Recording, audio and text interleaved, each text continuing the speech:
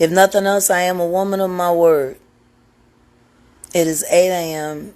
I am tired as hell. Just going through all of the hate and all of the lies. People, they see me talking out front, but y'all don't really know all the stuff that's going on in the back. Like all of these people are cowards. None of them, half of them, actually, no, none of them would ever say any of this crap to my face. No, let me take that back. 85% of them would say half of this stuff to my face. They wouldn't. 85% wouldn't. But there's always that 15% that be trying it. You know what I mean? And they need to get busted. Some people just got to get busted in their head, before they realize that fat meat is greasy. Y'all wanted to know if fat meat was greasy, so I'm finna show y'all. I got a whole, turkey leg of fat meat. I got a whole, the butt end of a brisket where all the fat is fat meat. I got all of that.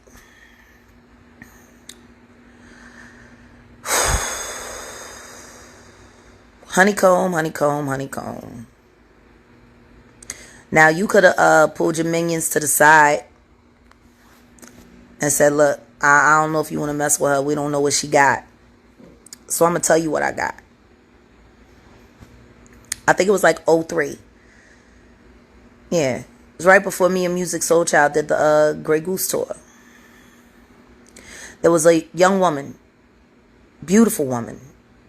She's a lawyer, or at least she was. She used to be an entertainment lawyer. I'm not going to say her name.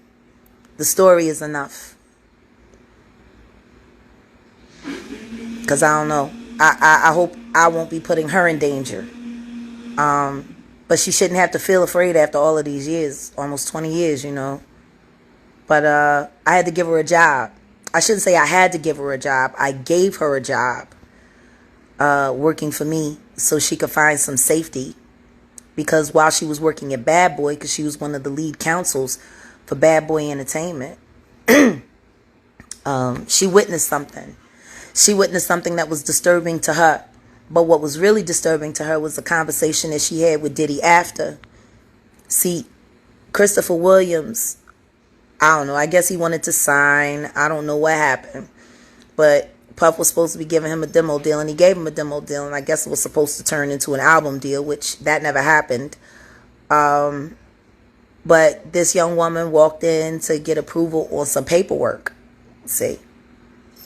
And when she walked in, the door wasn't locked, so she didn't think twice about just walking in. And when she walked in, she saw Christopher Williams performing fellatio on Puff. Now, from what she said to me, it was disturbing because, they didn't stop. She just walked out, and she just kept her head down at the office the rest of the day, I believe it was. And I don't think it was at the end of business day that day, but I think it was the following day. He came into her office and was like, yeah, so you came in there, so what? What you gonna do? You wanna say something? And she was like, oh no, she was like, I just don't understand why you left the door unlocked. If you were in there doing that, why would you leave the door unlocked? He said, I'll do whatever the fuck I want to do in my building. And I just don't know. He was like, it's power, see? I can make a man, he said, if I can make a man suck my dick, I can make people do anything for money. That's what you said, Puff, about Christopher Williams sucking your dick for a demo deal. And you cut him a check. And you chased that young woman out of New York, just like you tried to chase Wendy Williams out of New York. And she came to work for me. And I loved her working for me. And when she was finally cool and could find, a good move to move forward, she did. She was with me for less than 6 months. But she was a wonderful woman. And she was a brilliant attorney. And she thought she was signing up for the ride of her life. She's going to be, head of legal at Bad Boy Entertainment and be a female. Like, that was a big deal. Until she accidentally walked into her boss's, office and caught him getting head from a movie star. Which he said was done for nothing more than an exercise of power. Because if he can make a man suck his dick, he can make anybody do anything. That's you, Puff. That's you, Honeycomb. That's why I call you Honeycomb. Because you smack so sweet. You chased that woman out of your offices because she saw you being you. And then you threatened to ruin her life if she ever told anyone. But she did tell someone. She told me. And I've kept her secret all of these years. You better not try to do nothing to her either. Because she ain't got nothing to be ashamed of. It's not her fault you a sodomite. She ain't had nothing to do with you being no sodomite. Forcing men to do degrading acts just so you can prove how powerful you are. Take a fucking punch, bitch. Show people how powerful you are. I mean, from the way it sounds, what I'm saying shouldn't hurt you. You've been so cool with it for so long. What was that video you did? I can't even remember who it was with. Was it with Usher or something? And you was in a hotel room and you had a dildo in the bed and everybody was trying to skip past that part and you just had a dildo in the bed. What was you using it for? Who was you using it on? Was you using it on yourself? Did somebody else use it on you? Why are you doing videos in hotel rooms with dildos and men? Only men present. Because you're a sodomite. That's why. Like, I don't know if every man that's had a sexual dealing with you, if it's been consensual. You know, maybe you were holding some bad information over their head. Or maybe you had some bad information on their family. See, that's why I have exposed myself. That's why I have been transparent this entire time. Because y'all ain't going to use nothing that I done against me. I'ma blow me up. You should take a page out of my book. The truth will it'll set you free. So yeah, Sean Combs, I'm charging you with sodomy. I'm charging you with being a divisive human being who will do anything for $1. I'm charging you with ruining multiple careers and with stealing great music away from the public so you can get rich off of trash. How many fucking great artists have you blocked? How many people have you called and paid money to sign people so that they could shelf them so your projects could go on through? Everybody in your pocket, Puff. Probably because you got one of their secrets. You probably about the only other person in the industry that got more secrets than me. And that's because you know Clive Davis, and we all know he has lots of secrets. Clearly, he trusts you. He stepped around Andre Harrell and gave you the keys to the kingdom. Andre was in line. But then again, you know, you had it in for Andre because Andre used to make you suck his dick. And Kim Porter had footage of it. I heard her whispering about it in the Kit Kat Club with somebody else. I ain't going to say who. She was in the bathroom, getting high, talking about how she had you by the balls. And sure enough, 2 weeks later, she had that brand new Mercedes-Benz that Andre Harrell paid for. She got you good, Puff. I guess you finally got her back, huh? Right? You're alive and she dead. You won.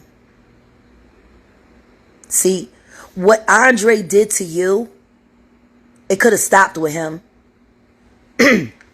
But you like the power too much. So all you did was emulate what Andre Harrell did to you. See, you were a victim, and then you became a victimizer. And that's what you chose. You need to tell everybody the truth about why you never married Kim. Probably because she was blackmailing you. Because she had the goods on you. So did Nisha Battle. Nisha Battle had the goods on you too. There's a lot of chicks out there that got the goods on you. So I am going to go to sleep with my gun just in case shots start firing around here and I got to bust back. I'm going to give me some rest. But I promised that I was going to expose you if motherfuckers kept acting a fool on my page on you and your artist Mary J. Blige's behalf. So y'all did what y'all did and I'm doing what I'm doing and now I'm going to get some rest. But I will say this to you, Sean Combs. You might get me, but I got you first, bitch. And you gonna burn in hell for all the lives you've destroyed on so many different levels. All of these niggas out here might be scared of you. All of these niggas out here, you might got dirt on them. But guess what?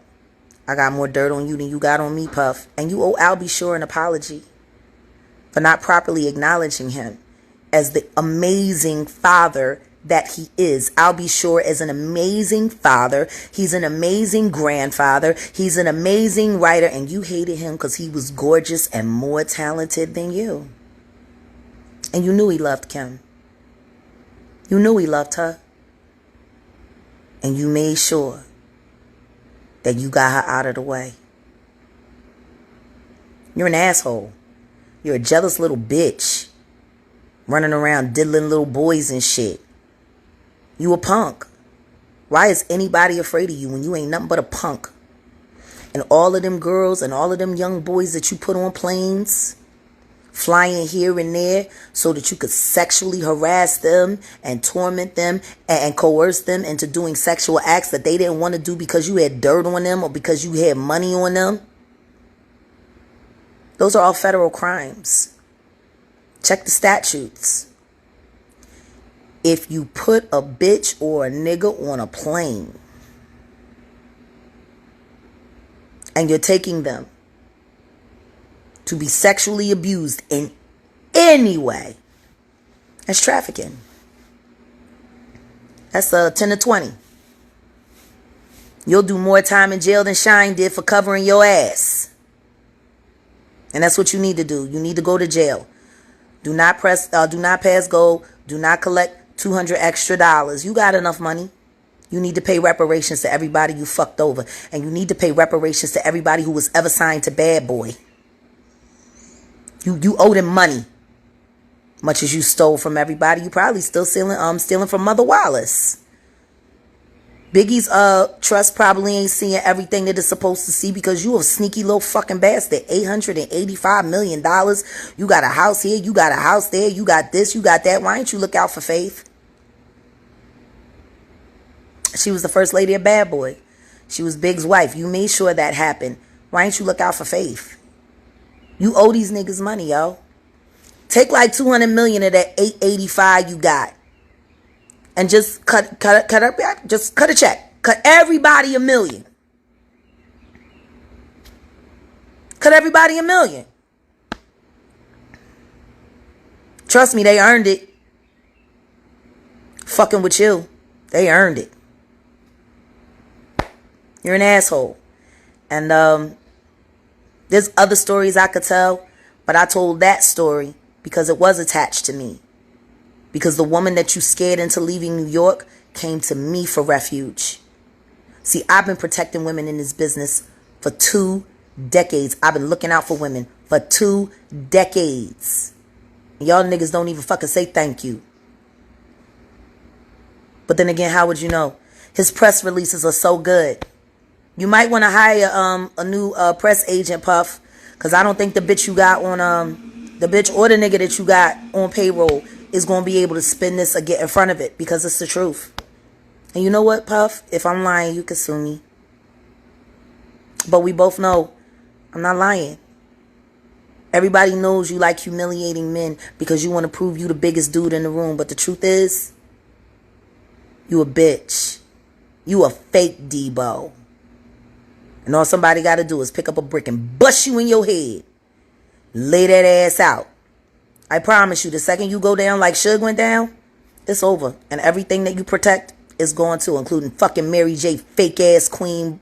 That bitch ain't the queen of number whores. She the queen of whores and the queen of lies. Y'all shouldn't have started playing around with images of my dead son. Y'all just shouldn't have done it. You went too far. So guess what? My name is Jaguar. Panthera Anka. Not a car. The animal. Consider yourself scratched. Bitch.